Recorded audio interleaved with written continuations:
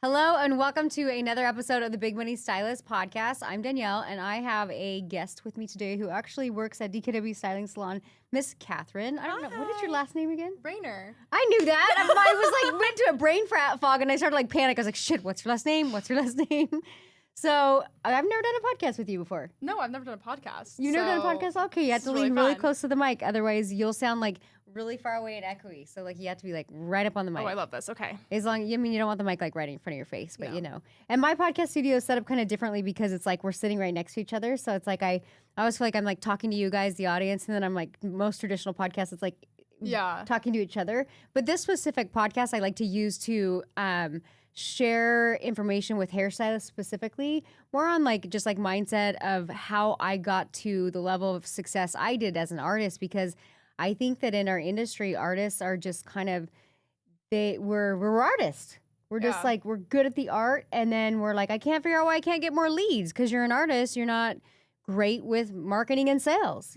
And so it's crazy. It's I've been doing a lot of one-on-one coaching lately with like a lot of our council students, but it's been good because it's like brought me back into, I call it like the trenches, to like stuff that I assume people should know. I'm like, how do you not know this? But then I don't give myself enough credit for like the journey that I've had to get here. Well, and with the world changing, it's like so different month. Yeah.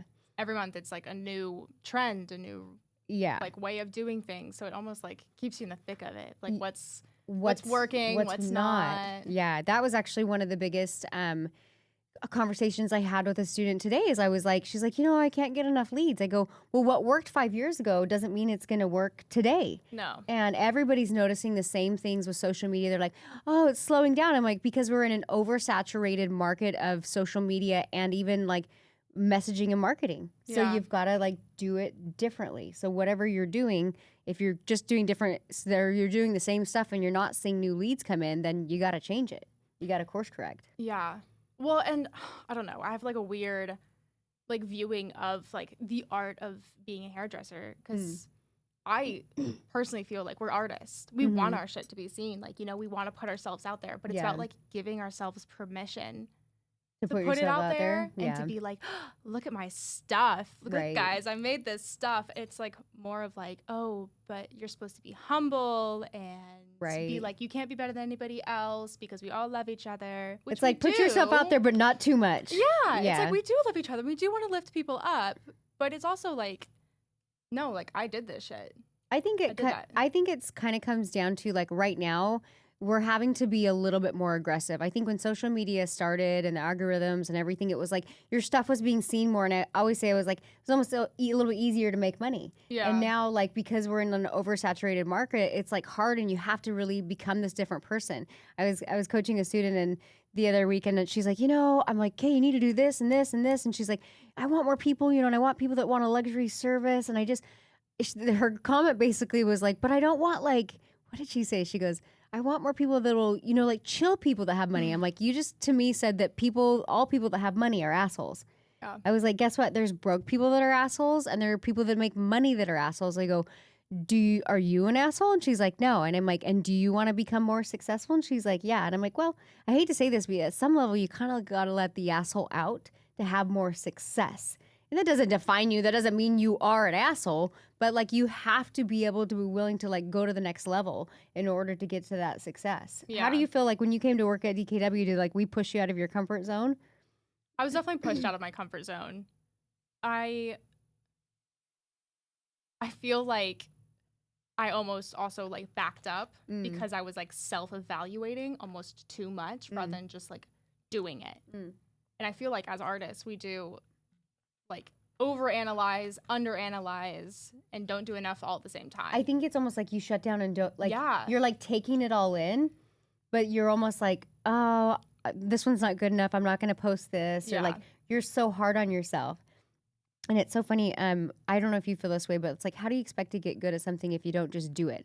And it's hard to do it in the beginning when you suck at it. Yeah. No matter what it is. Because you look at the video and you're just like, oh, why did I say that? That was awful. I can't believe I said that. I can't believe I did that.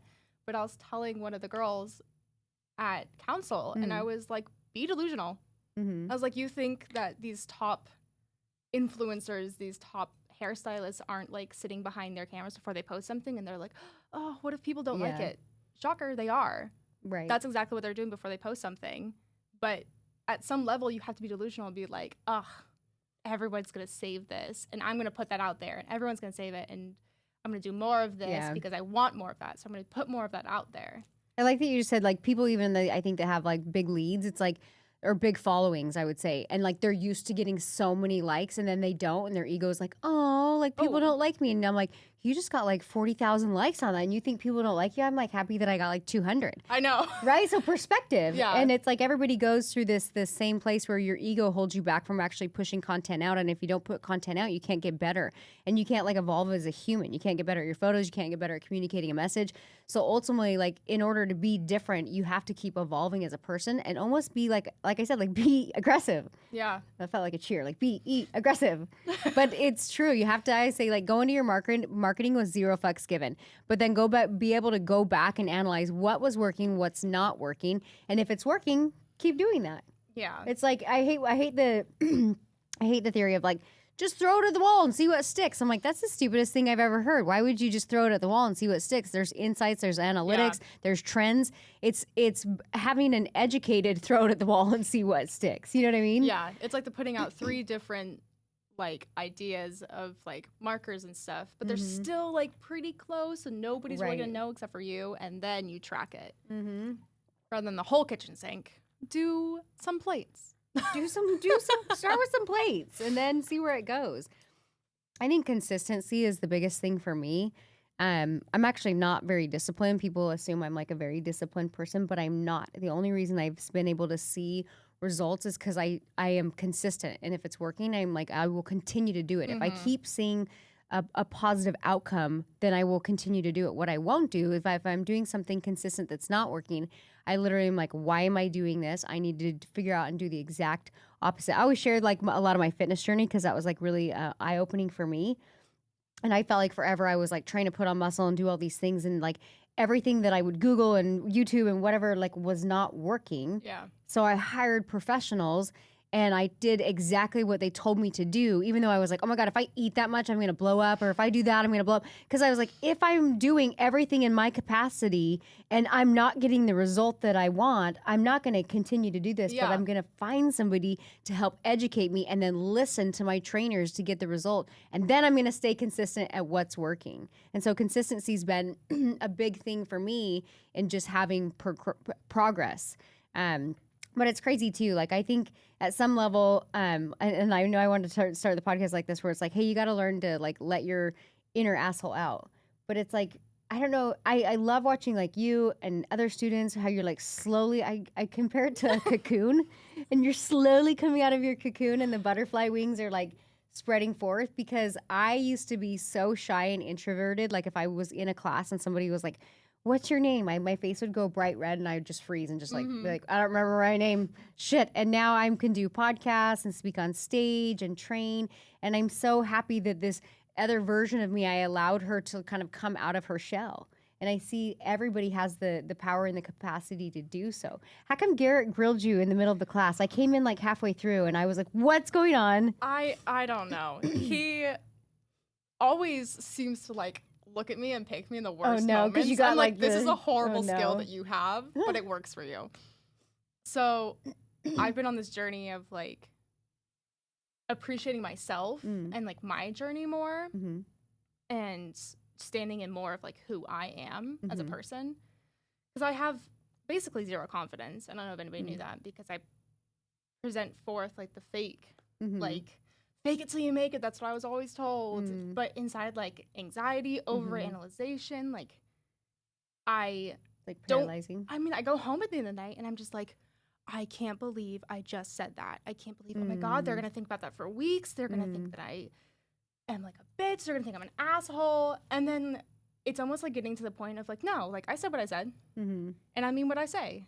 But it's like being comfortable with that and still being a kind person, I think is like the fun balance of all of this. So I guess when he started grilling me, it's because he's like saw it in my eyes, like my anxiety was like rearing up. And he was just like, so what are you gonna work on this next month? And I was like, so much. I have so much to work on. So what is it your goal that you feel like you want to work on? Just embracing like you're powerful and like not overthinking things or overanalyzing things? Because I get what you're saying. Like I have anxiety too, and it's like it's paralyzing. Yeah, it is like a lot of like over analyzing and like overthinking things. I just want to make sure that everything is perfect. So like I'll think about like, oh my gosh, this person who's come to assist or this person who's come to like shadow is going to be like analyze my work. The girls from the academy are going to be looking at my page. They're going to be analyzing my work and like making sure that everything's on base, everything's perfect. Like self-induced pressure. Yes. I just feel this all the time. And like, I'll go home and I'm just like, I had a shitty day. It was awful. It was horrible. And then it's just like, but it wasn't actually that bad. I got to make some pretty hair. All of my clients were extremely happy. I gave them the best experience that I could in my power. It's all in my head. And that's keeping me from posting. That's keeping me from being myself on my Instagram. I think that in person. It's like when you have this self-induced pressure of like nothing's perfect enough, but there's no, I always say there's no such thing as perfection. There's progression.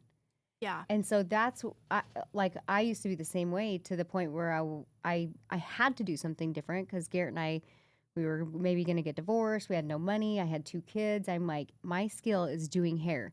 So I either just get over my stories of this like, everything has to be perfect. But I will tell you, like, that's actually a gift. So you have to just understand how to pinpoint it in the right direction. Like Garrett always says, like, you're an analyzing bitch. I'm like, yeah, I'm an analyzing bitch that makes a shit ton of money. That's it. Like, I always looked at it as a weakness. Like the same way, like, I was like, God, I'm so critical. He'd be like, you're a critical bitch. And now I'm like, I am a critical bitch. I am critical of myself. I'm critical of my art. I'm a perfectionist. Yeah. And I look at it as like, I always look at it as like it's not good enough. Yeah. And it's hard. It can be very crippling, but at the same time, I've kind of flipped the script and the narrative on that to how can I become better? Not how is this not good enough, but how can I become better? Improve next time. Yeah. And that's how I've been able to see growth. So I would challenge you when you're having those moments of like not feeling enough or not feeling like you're there yet, go back and look at even like old photos and like go back and look at old videos of you. Like from a year ago before you started at DKW. And that's when you're like, okay, shit, I need to give myself a little more grace, a little more credit because I do see growth. Yeah. But I get what you're saying. Like it's a never ending journey. But for me, it's really pushed me to always want more. Like I'm never content. So it's not necessarily a bad thing. It's just coming to a place where it's not crippling and you're not negative all the time on yourself. You know where to like point that energy in a productive way. For good, yeah. Yeah. So what do you feel like has been your biggest struggle? Like, have you been able to, when you say you want to work on yourself, what does that look like specifically like for next month? Like when Garrett's like, what are you doing? You're like, oh, so much. Like, what is your game plan? What will help you overcome that?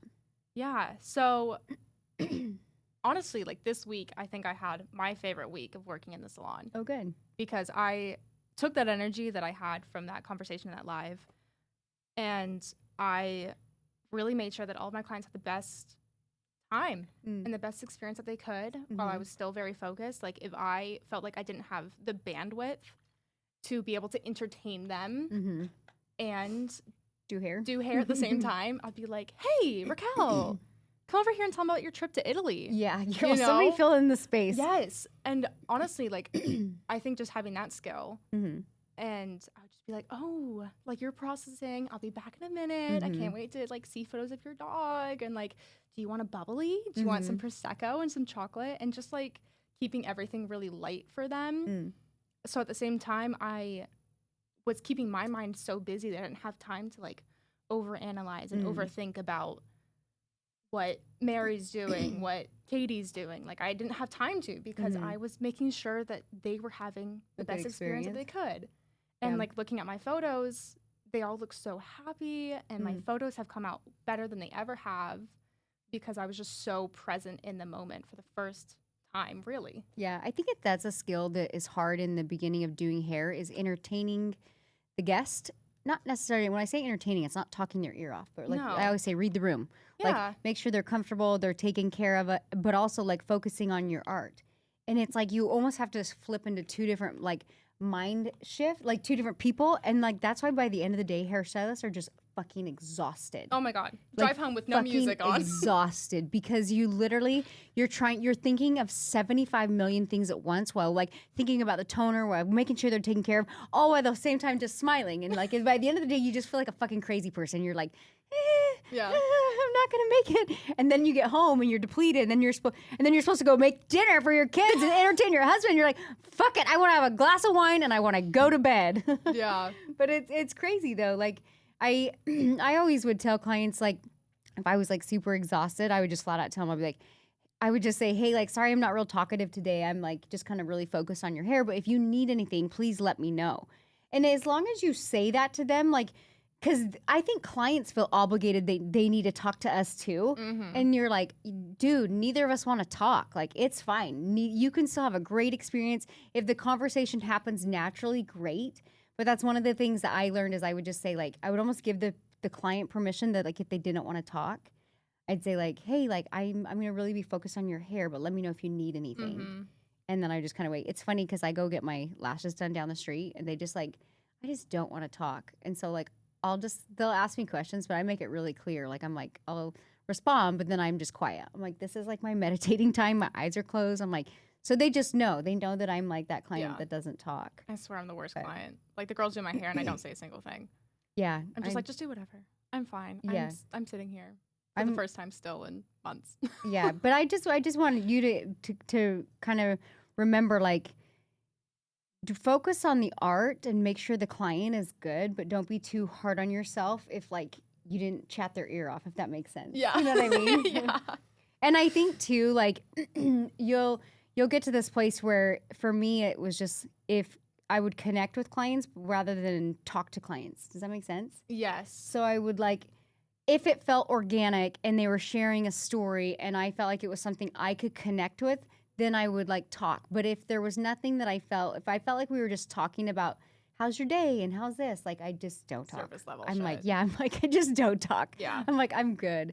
But it's crazy. I've seen a lot of growth in you, specifically at the salon. And I still feel like there's this other wild child that I've only seen come out after a few shots of tequila at a Christmas party. But I know she's in there because I've seen her. And I feel like you're similar to me. You're quiet, but you have a very intense energy about you. Yeah. And that's how I am. And people find it intimidating. But you need to start, like, letting your personality out more. And people will love that about you. Like, whether you feel quirky or stupid or whatever, because you're quiet, but you have a very strong presence. Thank you. So, I mean, it's a good thing though. Yeah. Like, I want to see more of, like, the fun, like, quirky, like, artist version of you kind of, like, come out. You know what I mean? And then I feel like when you get to that place, you get to this place, you're like, well, people either like me or they don't. I'm either your cup of tea or I'm not. But I'm at least standing in my own certainty, my own power, and I think that that's ultimately what's powerful and what sells. But yeah, I think it's great. I think everybody who feels like they shouldn't put themselves out there and they're too much of a perfectionist, you're never gonna evolve as a person if you don't do that. No, but with it also, like, comes with learning of how to balance your perfectionism with, like, your confidence. Mm-hmm. The more confident you are, honestly, I think the better you are as an artist, because you're so certain in your decision. Like, you'll have clients and they're like, oh, that 8N isn't going in my blonde hair. Yeah. And it's just like, no, it is, because this is the natural part of natural beaded rose. So that's what we're going to do. It's going to look great. Trust me. And that's kind of like where that asshole comes in. Mm-hmm. But it's still, like, certainty. It's the certainty of just, like, no, you're going to trust me and it's going to look great and you're going to love it. And I do think that takes reps. I mean, I think when I finally kind of took over my own power behind the chair of, like, hey, the client is trying to communicate what they want, but it's kind of a foreign language for them. They're like, I need open air highlights. I need balayage. I need baby lights. You're like, you do not know what you need. You just think you do because you watched a YouTube video or an Instagram. So now you're just using this verbiage to try to describe what you need. Yeah. Or like the blonde that comes in, they're like, I'm yellow. I need to be more blonde. You're like, you actually need a low light to make your blondes look cooler. Yeah. But they don't know how to communicate it. And it takes a very certain artist to not tell a client, no, that's not right. You don't need that. Let me show you. But, like, literally kind of taking in what they're saying, but then being able to deliver what they need without being like, you don't know what you're talking about, client. Yeah. You know? And so it's like, it's just like a balance of like, for me, it was always, I think that's why I was started to perform better behind the chair, is because I would just had the reps, had the certainty, and it was like, okay, I hear you, but this is what I'm going to deliver. Or the client that's like, fry my hair off, I don't care. You're like, okay, well, I'm not going to do that. So That's gonna be a no for me. yeah, that's a solid no. That's like my daughter Bailey. She's like, it's fine. I want to be gray. I'm like, this is going to take me 6 months to do, and you're going to have to be okay with a yellow blonde for a minute. I'm like, so calm down, calm down. She was like, I'm going to do it myself, and I was like, good luck with that. Yeah, have fun. I'm foiling the back of your head. Exactly. I might pass her on to you next. You're next. She's That's almost funny because I started off doing her hair with you. Oh, okay. Oh, yeah. Yeah. Oh, my God. Family's the worst. Don't ever take on family clients. I don't take on any family clients. Just my daughters are now old enough to where they want color and extensions and all the things. I'm like, Ruby's even asked, and she's like, Mom, do I need extensions? I'm like, you're 12. No. Calm down. Also, she has gorgeous hair, so no. Oh, so does Bailey. She just... Yeah, fries it. She fries it. No, she doesn't. She did her own haircut. She literally like found some of my old scissors and like watched a YouTube video. Next thing, she cut her own shag. Oh yeah, she sent me the Instagram. She goes, "Look what I did," and I was like, "So cute." She also pierces her own eyebrows, yeah. and there's some children you can't save them all. So Well, thanks for being on the podcast today. I wanted to just get on and hear a little bit more of your story. Again, Catherine's one of my artists at DKW Styling in Laguna Beach, California.